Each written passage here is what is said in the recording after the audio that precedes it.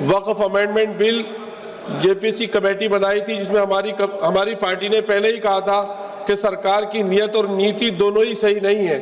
6 महीने का टाइम मिला। उम्मीद पोर्टल पे 30% ओनली वक्फ जायदादों का, मदरसों का, मस्जिदों, कब्रिस्तानों का रजिस्ट्रेशन हुआ है।